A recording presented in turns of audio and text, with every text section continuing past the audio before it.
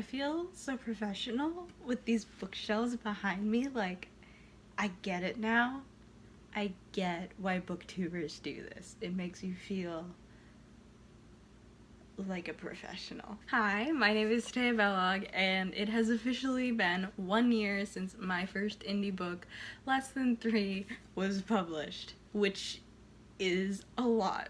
That's 365 full days of being an indie author. Here are some questions, because I think that people have some misconceptions about what being an indie author is like. And also, I had a lot of questions when I started this, and I still have questions, but I figured why not ask, see if I could help anyone out, and kind of explore what the making of this book was like. If you are interested in buying or reading this book, you can buy it at the links below. Unfortunately, the only place to currently get it in a print copy like this one is on Amazon. At this point in time, Amazon is the only place that I've seen that can reliably print on demand without me having to make like an order of like 100 books and risk not selling them, because I have not actually sold 100 books, which is why most people do print on demand when they are an indie author. A lot of these other places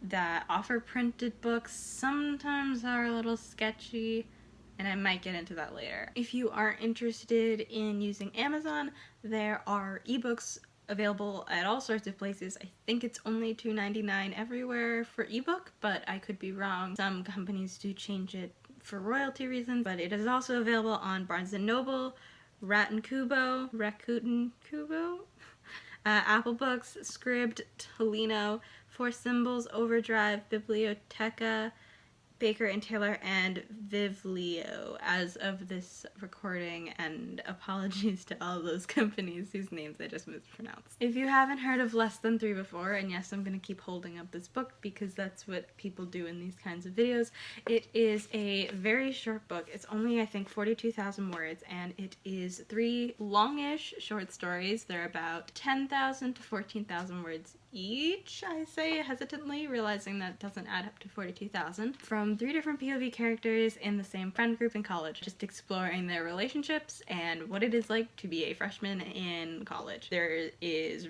pining, and there is Dungeons and Dragons, and there are group chats, and I think it's a lot of fun. So if any of that interests you, check it out maybe. They would mean a lot to me. And if you do read it, feel free to leave a review on either Goodreads or on Amazon, or just on a Tumblr blog or a Twitter, anywhere really. I know Amazon has this thing where you can't leave reviews on books if like you haven't spent a certain amount of money.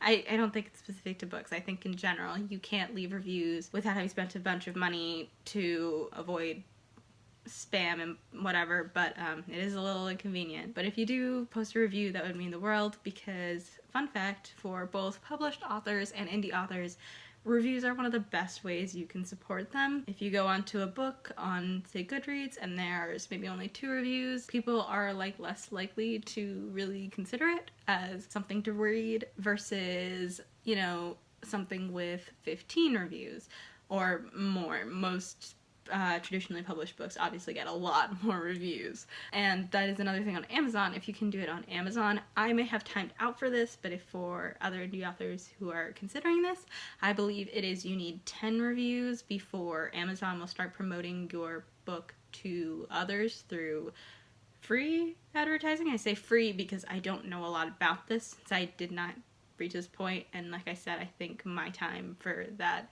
sort of promotional period has passed. But leaving reviews is like one of the #1 ways you can help out indie authors and also regular authors. It's okay if your reviews are negative. I don't read them, actually. I read a few at the beginning, now I just don't check them. Reviews aren't for the authors, they are for the readers. They are telling the readers, you know, this is what you're getting into, this is the stuff I liked, this is the stuff that might appeal to you. It's really not for authors. Even though there are some valuable things authors can learn from reviews, I just don't look at them. I'm sorry. I'm sure some of you have left really nice reviews, and I appreciate it deeply. They're just not something I read. So I'm gonna try to do this in like a logical manner, but there has been some overlap over questions, so this might be messy. The first question is, what was your writing process like? Did you have a playlist that you liked listening to? Did you track your progress by words or pages? Did you have multiple files for different drafts? Basically, what was your experience writing a book? Lesson 3 is weird because, as I mentioned, it is 3 separate short stories. So the first one I started writing in high school. I believe in 2015 or 2016. I started writing it at like 3 a.m. and then I abandoned it until my senior year when I was working on a independent studies course with an English teacher where we were building my portfolio for college. That's when I touched back into this and worked on it a bit. The first part of Lesson 3 was not really something I was looking to publish. It was just something I was writing, which it happens. I wasn't really doing anything specific. I was just writing it. I edited it a few times, not very well, and submitted it to maybe I think 2 or 3 different competitions that it did not get into. And then when I took a semester off from college, that is when my dad was like, could you write more and then publish it? And I was like, I guess. So the 2 writing processes for them were a little bit different. For Ren's part, it was a lot more stream of consciousness. Just whenever I thought of something to write, whenever I thought of something to add, I wrote it over a much longer period of time, years opposed to like the few months I did for Cal and Ingrid's. I don't think you can tell anymore, but in the first draft before my editor kind of got a hold of it, it was definitely obvious that there were like discrepancies. So for Ren's part, I wasn't tracking anything. I had no goals in mind for like length, for arc even really.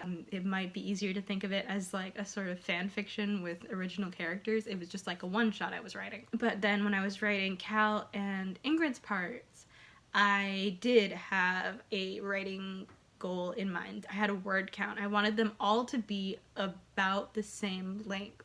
So they're all sort of around the same word count, so it doesn't feel like one point of view is taking over the book. Ingrid's part looks like it takes up, this is a terrible lighting system for this, it looks like it takes up like half the book. Half of Ingrid's POV is in text form, like this page. I don't know if that's good. Yes. So there's lots of big spaces. That's why it looks like she has so much more page count than the others, but I do not think that her word count is that much bigger. I was really trying to keep them somewhat even so that the pacing for each story was similar and no one dominated the book. I didn't actually have any playlists for this. I have since gotten really into making playlists for my stories. The Pop-Tart Theory and X the Apocalypse and Pirates and Politics also have growing playlists that I'm constantly adding to, a mix of songs that I think fit the aesthetic and just the kind of mood I need to be in while writing. For this, I don't have any. I think me and my friend made 1 or 2 for Ren and Alil, and I just never really used them, which is weird because it's something I totally do now. We did have multiple files for different drafts. This was one that I did completely on Google Docs. Most of my writing is now on Scrivener because I find it to be a lot easier. I find moving things around way easier, but this was before I got Scrivener. I got it like partway through this process. So I have a bunch of drafts. We have, I think, way more of Ren's part because that one needed the most work. I say tentatively because my editor might say I'm wrong on that one, but it was just like we have a folder full of like draft 1, draft 2, draft 3, one with all of them, ones that are separated again. Maybe not the best labeling system or most organized way to go about it, but that's what we did. I also printed it out 1 or 2 times and edited it by hand. I find it's a lot easier for me to catch mistakes that way, and I feel a lot better editing. I think I still have all the originals, but just whenever we do an edit, we would make a new document, but sometimes correcting on paper is a lot easier, and there's something very satisfying about covering your writing in red ink. It really brings you back to elementary school. What made you decide to self-publish? And I think a few people asked this, but I will answer it now. There were a few reasons. One being pure impatience, because getting a literary agent is an extremely long process that I am currently in the middle of with almost no success. It's really hard to break into the industry, and I did not think that this writing was really up to code. The other thing is, and I'm going to talk about this later because I think someone asked the differences between them. Indie publishing is a lot more flexible, and I don't want to say that traditional publishing isn't, but they have more specific kinds of books that they're trying to sell. You always want your book, when you are trying to get an agent and trying to get a publishing deal, to have a distinct genre, a pretty distinct age range. You, as a debut author, want to stay pretty close to the industry standards for word count, and I'm gonna say it, this is not industry standard for word count. This is way too short. This is about 50% of what most YA books are. YA books for debut authors, this is important, are typically around 80,000 words. That is, I don't know why, it just is. Once you have a few successes under your belt, that's when they let you start writing more, which is why you'll see like book 1 is short, and then book 2 is long, and then they just keep getting longer and longer. You may notice that in some series. I can probably point out quite a few right now, like the Lunar Chronicles is one. Not Percy Jackson, but the Heroes of Olympus series, that's another one. I don't know if I have any others that I can point to right this second on my shelf, but it is pretty rare for a debut author to get like a weird word count, and usually, you might have noticed, those books are getting longer. This book is shorter. Like I said, about 40,000 words too short. That wouldn't be a problem if this was a novella, but it's not. It's not a novella, and also novellas don't publish as well. It's not a poetry collection, and it's not even really a collection of short stories, because these are longer than short stories. These are 10, 12,000 words each, and there's only 3 of them. Usually when you publish short stories, you publish them in a longer collection. So this just wasn't a book that I thought would sell. I did not think people would get it through the publishing process. So not only was it impatience on my part, but also it was just, this was never going to get traditionally published in my mind as a debut author. Also, now I can put this on my resume, which is again faster. Did I consider working with an independent publishing house? Not really. I didn't look into too many of them, but I did not love the idea of going to a publishing house without an agent. There are, of course, people who do that. There are plenty of people who go toss their manuscript into the slush pile, which is what they call the pile for manuscripts from people who are unagented. But I think it's not, your odds are pretty not good, and then you don't have an agent to help you out with like your contract and your deals, which I am so uninformed in that area that I would not feel comfortable doing anything without an agent. I have friends who will send me like, oh, this publishing house looks like it's a lot in line with like the Pop-Tart theory or whatever, and I'm like, thank you, I will keep an eye out on them. I will see which agents they are working with. But I'm not really at the moment comfortable submitting unsolicited manuscripts to publishing houses. It's just, I'm very nervous about all of it. I don't want to get screwed over.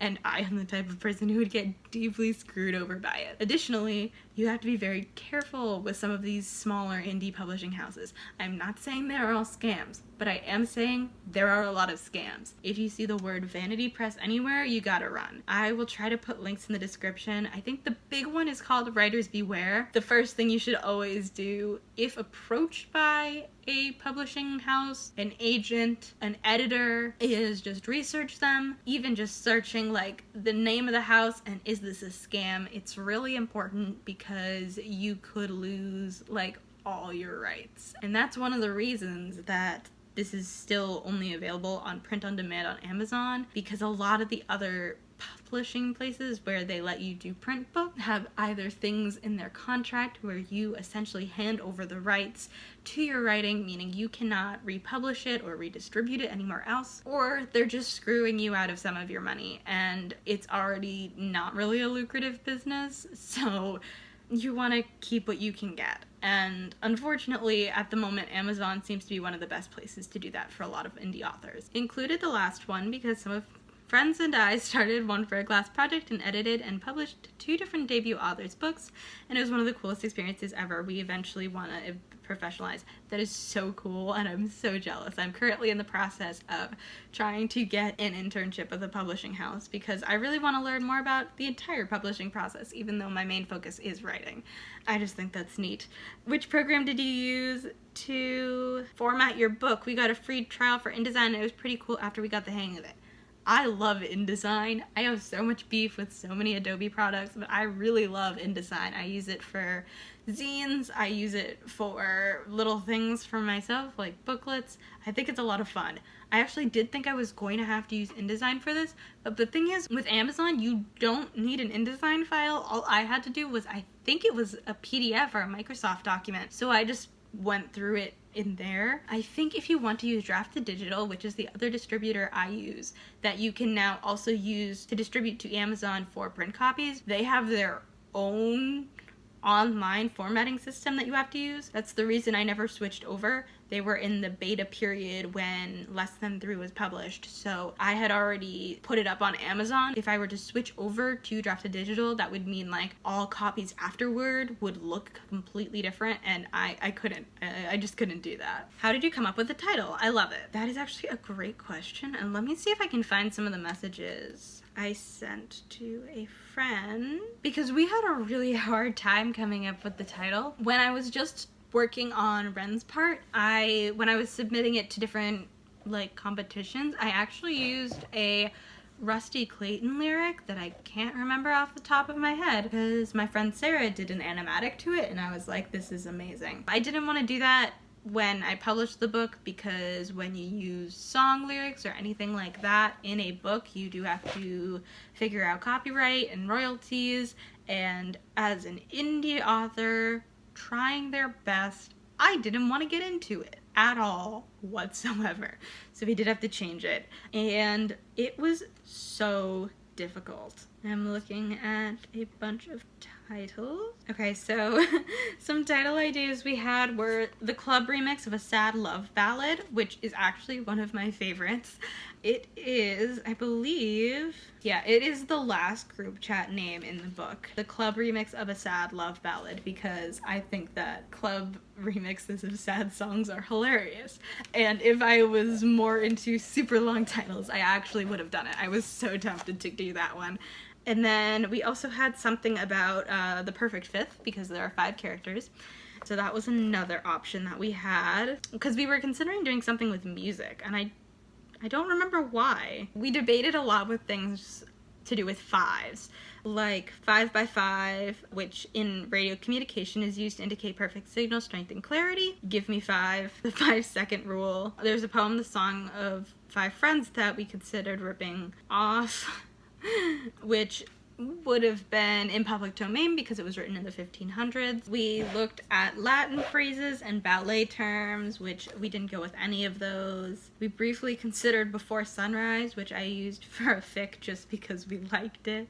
And then I said that Ren did say a lot of it happens at 3 a.m. Sarah brought up Be There in 5. Which is another one that I used for a fic title. I'm very bad at titling things. We briefly debated some pretentious ones like A Study in 3 and then in parentheses AM. I also considered doing something like the name of something, like something suit, and then each section would be a different movement. I have no clue why we were so locked into this music thing. None of the characters are that into music. I think it's just because I like music, so I was like, how can I make this work for me? But that doesn't make sense. 3 appears in the book a lot. Apparently, at the draft when we were looking at it at this point in time, had 116 mentions of just the number 3, and most of those were timestamps. And then I just said, it's called Less Than 3. And then we were like, well, we gotta add that line in. So there's a line at the end. Because Less Than 3, not only that 3 shows up a bunch of times and there's 3 POVs, at the end Cal actually says Less Than 3 out loud. And Dom asks, did you just verbalize a heart emoji? Which is why there are hearts all over the cover. and on the binding and on the back, which is kind of funny because a lot of people don't realize that that's what less than 3 means, and that is my favorite interaction with readers of this book, of them just going, oh, it's a heart emoji. So that's what that means. That was a very long answer that you didn't ask for. Do you want to publish more of your work? Yes, I do. I really do. I do not want to do self-publishing again if it can be avoided. It was a lot, and I'll talk about it later. But the indie publishing process is very difficult. It's very long, and it's very stressful. And I'm not going to say traditional publishing isn't, because I haven't done it yet. But in indie publishing, technically everything is on you. Even if you are, you know, hiring people to do the editing, to do the formatting, if you have someone you're paying to help market your book, it's all on you. And it's very stressful. And I didn't like it. I didn't like so much of this process, and getting it up was a lot. There were several times where I almost completely scrapped the project, which is why I'm turning to more traditional publishing, which was always really my goal. This was kind of just a stepping stone to see if maybe getting my name out there would help at all. I'm gonna go with a negative on that one. It is definitely a goal. I have the Pop-Tart theory, which is currently in both query mode and deep edits again mode. I'm gonna post a video about it soon, question mark. And then the other 2 books that I'm actively working on, I would also definitely love to be traditionally published. If not, I'm not going to be negative. If I'm unable to find an agent and a publishing house and everything, I will consider self-publishing again, but I don't love it. What is the process of self-publishing like? Is it kind of scary? Also, the motivation you must have had to get this done, King. It is scary. The process is, I think, not unsimilar to other traditional methods. It's just more. So you write a book.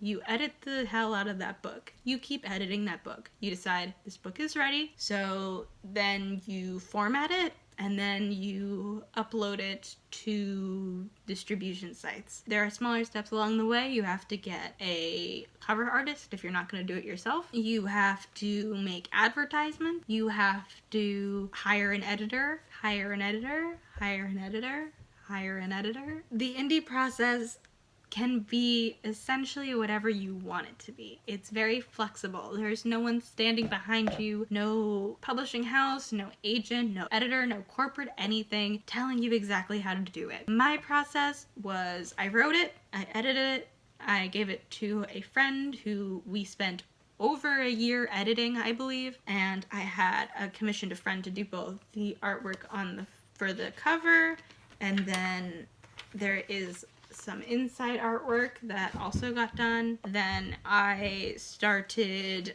a email list that is super dead because I hate email lists. I started posting about it on Twitter and Instagram and Tumblr, which could have done a better job there. I did a giveaway for 10 people, I believe, to get free copies, as well as a little bit of merch that I still have so many stickers left over. If you would like a sticker sheet or stickers, I'll have to check what I put for shipping, but it should be nothing for the United States because they fit in a letter, like an envelope. I'd have to see for international. Please buy these stickers. I don't know what to do with them. I bought way too many. This was my first time buying merch. I greatly miscalculated. Oh my god. And then you just wait. You hit the release date and you wait. Well, actually, you have to submit your manuscript a little bit earlier because Amazon at least has to process it, make sure everything is good, and then it will be released. It takes a few days, I think 2 to 3, so you kind of want to time it properly.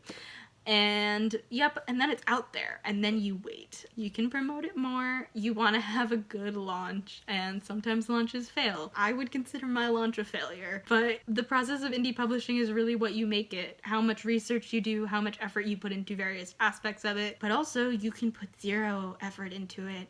You can just type up some words and throw it up with a badly photoshopped cover, and that is what makes people think that indie authors are less legitimate, because there are plenty of indie authors who don't have a rigorous process. They just kind of throw up whatever and call it a day. And that's definitely one way to do it. It's just not the way I did it. How did you go about editing your book? I find it hard to get past the first draft, if even that. For Ren and Aleel's part, the first thing I did was rewrite it entirely. I've done this for several books now, and what I do is I basically I open the finished draft in one window and a new document in another, and I rewrite it in its entirety, and that helps smooth things out, especially for Ren and Aleel, which was written so many years before the other two sections. Then that's the first thing I do, and I actually sometimes will do that multiple times. I think I'm on the third or fourth time doing that for Pirates and Politics. The next thing I did was actually, once I had done some preliminary edits, was send it off to my editor, Miriam, and she basically restructured a lot of this book. The way that Less Than 3 works is that it has, for each POV, there are alternating scenes. So in Ren's point of view, it's a scene in the present, a scene in the past, scene in the present, scene in the past. For Cal, it's less clear because it's scene somewhere, dance scene somewhere, and dance. And for Ingrid, obviously, it's scene, texts, scene, texts. So the biggest changes we made to Aleel and Ren was actually we completely moved around where all of the past things were, all the flashbacks, so they better lined up with things that were actually happening in the present. Because initially, it was just written chronologically, so nothing lined up thematically, so that was the biggest change we made for that. For Cal and Ingrid's part, we gave them more conflict.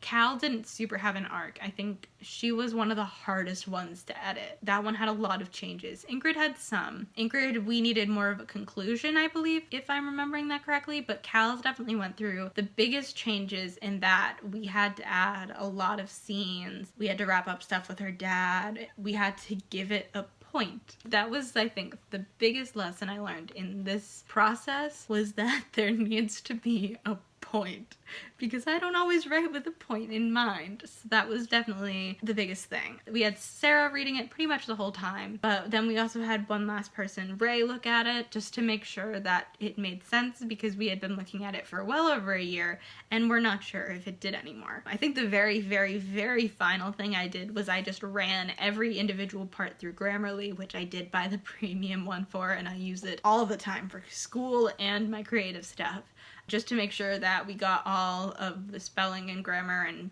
commas and everything like that. Getting past the first draft is hard, and I would recommend taking some breaks. You know, I'm currently on a break from Pirates and Politics, and I'm also on a break from the Pop-Tart Theory, even though I started working on a missing scene last night. Sometimes you need a break to get away from the writing, because you don't have kind of that objectivity, because you're in your head about it, you know it so well, you think things are working where they aren't, and learning to really dig in and rip up a draft is difficult. I'm very stubborn about changes, and I'm trying to get better about it. I have some friends who are like, okay, so I've completely cut this plot line, I've moved 10,000 words to the next book, I'm switching POVs entirely. I struggle with that sort of edit, and I'm trying to get better about it, because editing is really important, but it's something that you might need to ease into. Outside opinion is really important. Maybe not after your first draft, but definitely getting people to look at your piece and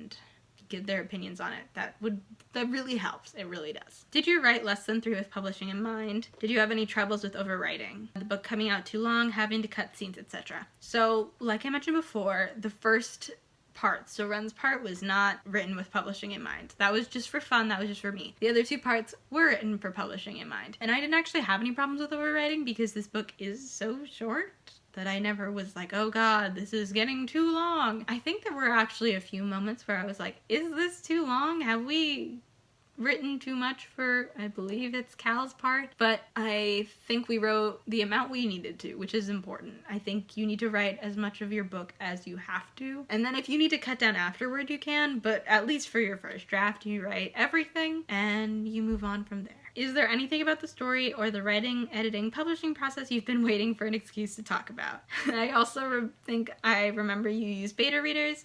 Might be thinking of the Pop-Tart theory though. How did you decide to use them and go about finding them? Okay, one thing I'll talk about is finances real quick. This is a little bit outdated. I don't know if anyone has actually bought anything since I downloaded this for taxes, but I figured I would just take a look at it anyway. So on Amazon, my book is available for $6.99.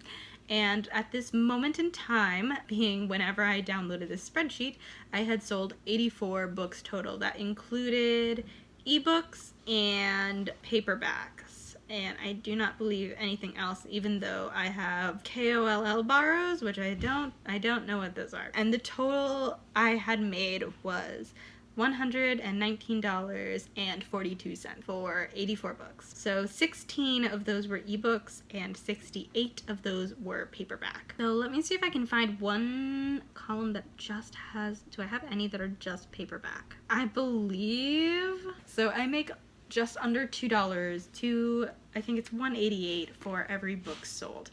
So that is 27%, I think, which isn't too bad, but this is one of the reasons that a lot of the indie publishers you'll see are actually romance authors who just like pump out the books. They are just writing so many books, so many series. The reason for that is, and pretty much every indie writer podcast, blog, whatever thing I looked at suggested this, but you want to write a series and you want to write one book and then you want to write a ton of others because you hook them with one and then you have readers throughout, hopefully, and you can do sales for the earlier books whenever you do release a new book. One of the best ways to really get revenue as an indie author is to just constantly putting out content. Kind of like with like a social media influencer or a YouTuber. The more you put out, the more will pop up, the more there are for readers to read, etc., etc. Really, $188 per book is high in comparison to what you will see to the publishing industry, because the publishing industry usually you'll hear less than, for some authors, and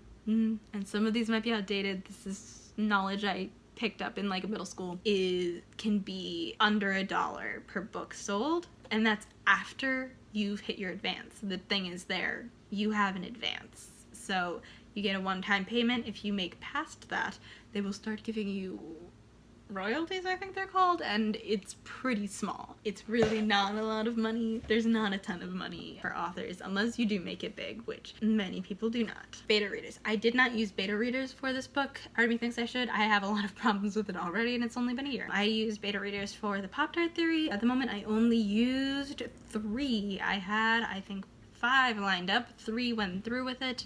1 specifically just went through looking at some Tagalog, which, hey, if you speak Tagalog and are interested in reading a book and maybe giving me some assistance with Tagalog, hit me up. I have added a lot more Tagalog since then and would like to make sure that not only it is accurate, but also the way that it is used by bilingual characters is accurate. I basically just posted on Tumblr, would anyone be interested in reading this book? And people DM'd me with a response. And I sent them the manuscript on Google Doc, and they left comments at the bottom. There were plenty of really good YouTube videos about how to use beta readers, and I kind of did like the laziest way possible, but I am looking for more. So if you do want to beta read and you're interested in a road trip during the end of the world with magic and stuff, hit me up. Important to note, because I did have someone get mad at me about this before, beta readers are not paid. Beta readers are for plot structure, holes in the story, and general getting a feel for it. It is a voluntary service that people do for free, which is totally normal within the industry. Beta readers are not editors, and they're not sensitivity readers, which I would be getting both of, obviously. Those are paid jobs. Beta readers are something different. It's not the same as fan fiction, where a beta reader will often like help you edit and stuff. If beta readers want to do that, they are welcome to, but it is more of like, I don't think this is working, or I really like this part. That's really what a beta reader does. And one of the reasons I didn't do that for this book was out of laziness. There's like a lot of this was laziness, and we felt that it wasn't necessary. But most of the time I would highly recommend using beta readers because you need those extra opinions. I guess Ray was technically a beta reader. I don't know if she counts. What were the most fun parts? to write. I don't know. It's been a long time. I can't remember. I had a lot of fun writing Ren's part because I really like writing him and his piningness. And I also loved writing the group chats. I love writing group chats. Anyone who's read any of my fanfic knows I'm a big fan of writing like texts and mixed media conversations, so I was a big fan of that. And also, Cal's dance scenes were nice to write because I like writing dance. It's hard, but I enjoy it. Were there any scenes that when you wrote them made you feel nice or were like fulfilling or therapeutic? I can't remember. I'm gonna say the least therapeutic was Ren's part because it was just sweet and fluffy, but it wasn't stuff that I personally related to. I think Cal's part was pretty relatable for me. There's some stuff about college and, you know, what you are going to do with your future and doing a major that is stable and stuff like that. And then there were also parts of Ingrid's that I really related to because hers discusses a lot about mental health. Yeah, everyone but Ren. Sorry, Ren. What pair of characters was your favorite dynamic to write? I don't know. I like Ren and Cal. I'm gonna go with that one. They were one of the first ones I fleshed out outside of Ren and Alil, and I thought they were fun. And I still think they're fun. And I like that they have their own little lunch dates and everything to keep themselves fed. And that's something I would have loved to have when I was at college. Whose character design do you like the most? And did I get anything super wrong with the character designs, as in the way you imagined them? This question, by the way, is from my artist. I don't know which one I like the most. I like Cal because she has these super unnecessary double pair of headphones that they came up when I first designed the characters before. Honestly, Cal, Audra, Ingrid, or Dom had any purpose in the story. That art is super old now, but that's why Audra's in that, because I was like, I'm just gonna draw another character. Audra is not like a character in this book. She shows up in one scene and has one mention at the end. She is literally, there's no reason that she got a character design other than I didn't have this book planned. But I like the fact that Cal has 2 sets of headphones at all times. There's no reason for that. I just thought it was like a fun quirk. And you, Sarah, you did fine. These are great. I love these character designs. I really love the little drawings between each part. I think they're really cute. I love them a lot, and you already know that I have a whole folder dedicated to your less than 3 art. Also, what is Dom's last name? I'm kidding. No last names in this universe. Death of the author Alil is the only person in this world with a last name. This is true. I've gotten a few questions about, like, what's Cal's last name? What's Ren's last name? And the truth is, I didn't come up with any. Surnames are really hard for me. And I've written a lot of fantasy where surnames just don't exist. Like, characters just don't have them, mostly because they're royalty, and royalty doesn't have surnames.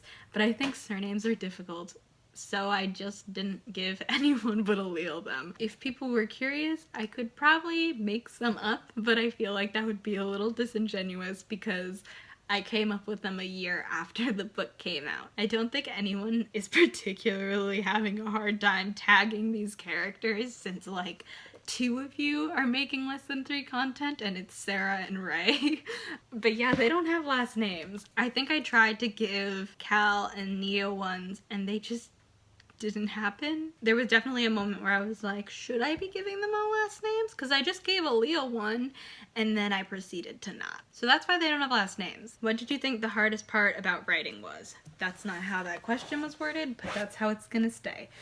Editing. I think it was the editing. I had a hard time actually writing both Ingrid and Cal's parts. They took a lot longer than I anticipated, especially since, you know, 14,000 words is something that I can and have pumped out in a weekend, if not a day, because I have done days where I wrote 10,000 words in 24 hours before, and it took months to get through their parts because I really didn't know where I was going with them. I think that shows a lot in at least Cal's, because we did hammer it into something really a lot more manageable, but there is still, like, it starts and ends with D&D, but D&D never really shows up again, and I'm really disappointed in that. I feel like I should have done better in that area. The hardest part was definitely editing. It was really frustrating. It took a really, really long time. I'm glad Miriam and I are still on speaking terms because there were definitely days where I was just so frustrated with how things were going, our progress. And it wasn't even just her edits, it was like how long editing takes. You get so sick of the story, you start to hate it, you start to doubt it. It's why people suggest taking breaks between it and also getting lots of different perspectives on it, because by the end of the process, you're probably going to be really, really sick of your story, and it's probably going to sound pretty bad to you. And it's not. It's just that you have only been thinking about this for way too long. Which do you think would be more difficult, being an indie author and trying to get the word out about your book with limited resources, or trying to convince a big publishing company to sign with you?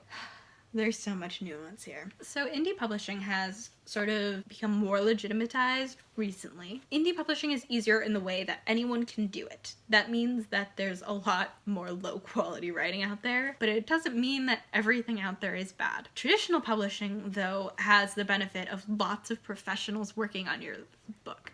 So I think the big decision maker between indie and traditional is not how hard it is, it's what you want and what your book is.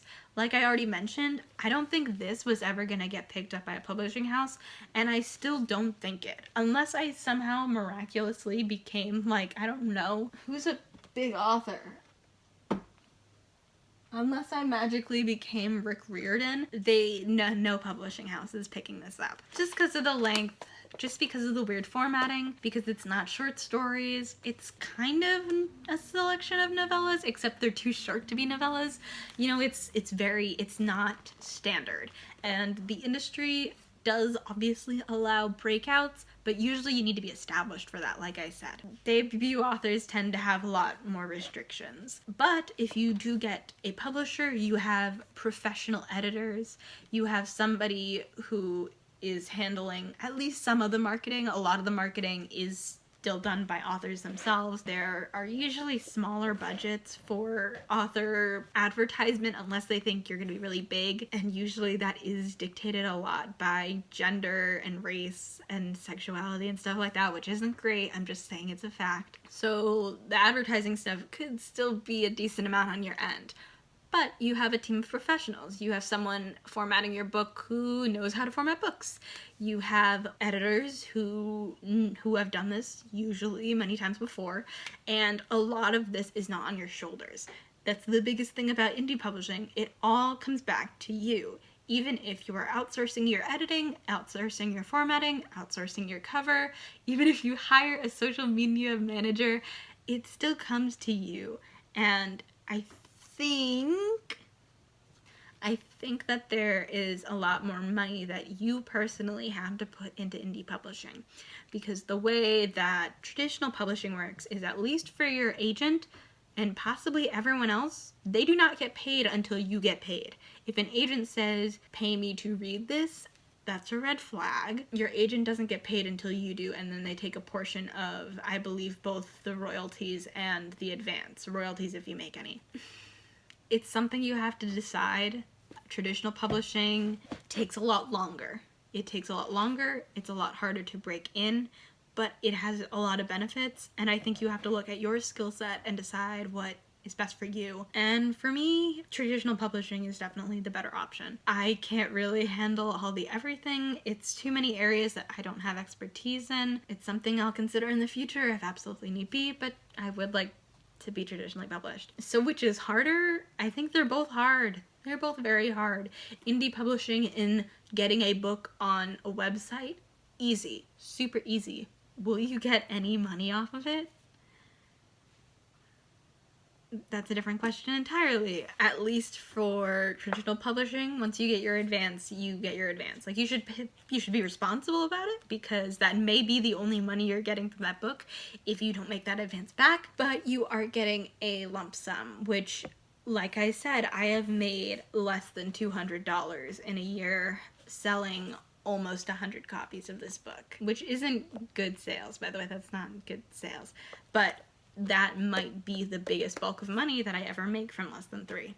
So there's a lot of things to consider. I would do a lot of reading on it before deciding. I really would. But indie publishing isn't bad. It doesn't have to be. If you put in the time and the effort, you can find really, really quality indie books out there. It's just a lot more work on your end, in my experience. How many edits did you have to make before feeling you were ready to publish? Hundreds? Thousands even? I think we actually only went through like 5 or 6 drafts.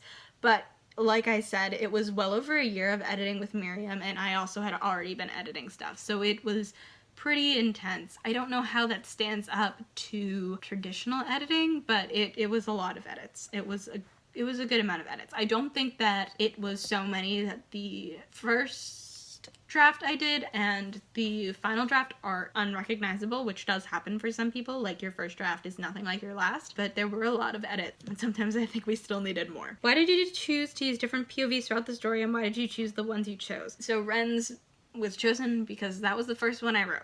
After that, I decided, okay, I have to write at least 2 more.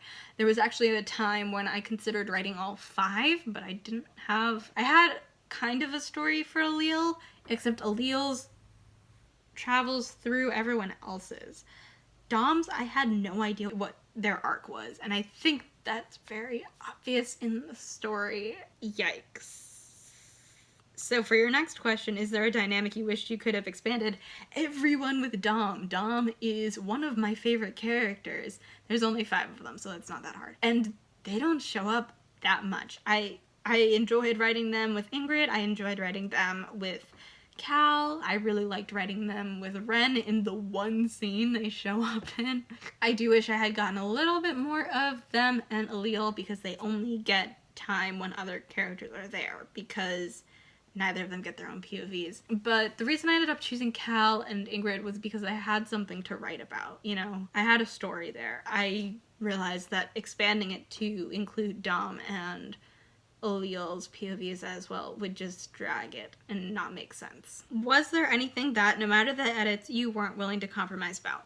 Probably, but honestly with Miriam, I didn't have any huge edits that I felt really strongly about. There was nothing that Miriam suggested that I went absolutely not. There were things that I had to think on. At first, I was actually really resistant to moving around the flashbacks in Ren and Allele's part. I say Ren and Allele as if Allele has a POV. But yeah, I was really hesitant to moving those around because for so many years it had been chronological, but it definitely works out better that way. I think it reads so much smoother. And then I got a little worried for both Ingrid and Cal's parts about making characters too unlikable. I definitely have a problem with writing unlikable characters, and I was worried about making Cal too unlikable, which I've been reassured she isn't, which thank God, because I love her.